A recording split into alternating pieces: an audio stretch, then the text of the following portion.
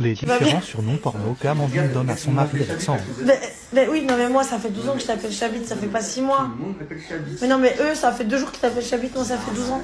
Moi je suis légitime, pas eux. Mon amour, ne te perds pas. Moi je t'appelle Chabit, ça fait 12 ans.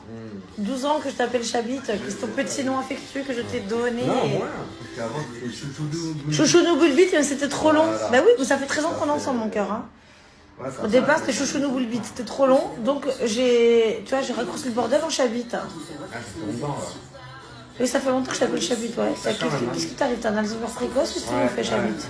T'es tendu, Chabit, t'es tendu. Bah oui, je suis tendu. Tu t'as tendu. Bah oui, quand tout le monde m'appelle Chabit, il comprend pas pourquoi tout le monde m'appelle Chabit, mais parce que t'es mon Chabit. Voilà, ouais. Mais c'est Mims, mon amour. Par contre, on m'appelle Pélissard, faut quand même savoir que Pélissard c'est ton nom à la base, pas le Chabit. Tu vas bien? Camilla défend Poupée de Kanza.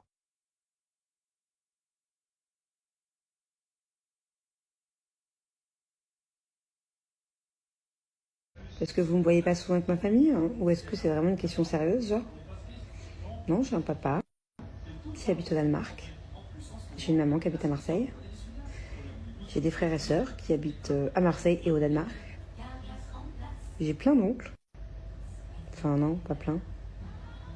J'en ai 3. Et des cousins-cousines, fou, j'en ai 16. Mais effectivement, c'est vrai que je vois pas souvent ma famille. Surtout mes frères et sœurs. Je les vois que l'été. Quand je vais en France dans le sud, quoi. Voilà. C'est pas que je suis pas famille, hein. Au contraire, j'aimerais pouvoir les voir plus souvent. C'est juste qu'il y a la distance, quoi, et que c'est pas évident. Et pour leur quotidien. Melia, l'ex-femme de Lolo, mari de Mila Jasmine, n'a rien fait. La femme qui l'a affiché s'excuse. Elle ne s'attendait pas que j'allais venir. Et elle ne savait pas que j'étais en froid avec le père de mes enfants. Voilà, elle n'est pour rien, donc je tiens à m'excuser. Je n'ai rien envoyé. Bon. Mélanie, elle s'est remise avec Greg Yoga, mais qu'est-ce qu'elle lui trouve à ce Greg? J'y vais avec des bonnes personnes en plus. Je comprends. Tu vas avec qui? Ouais, ben, je sais pas. Elle a répondu, Allez, bisous. Arrête. J'en peux plus de vous, moi j'ai plus de force. Je démissionne. Tu vas où comme ça? Au concert de Chris Brown. C'est dans pas longtemps, il faut que je me prépare. On ne sait pas si Jessica Voilà, a un ce trou dans matin les j'ai fait mon fesses yoga ou dans comme son ça, cerveau. avec toutes les meufs de la salle. Tu connais cette position au yoga, là où tu dois descendre la tête, poser tes mains ou attraper tes orteils. Et qu'en fait, tu te rends compte que tu avais un énorme trou aux fesses. C'est le top. Voilà, ce matin j'ai fait mon yoga comme ça, avec toutes les meufs de la salle. Tu connais cette position? Pas comment me sortir de ça.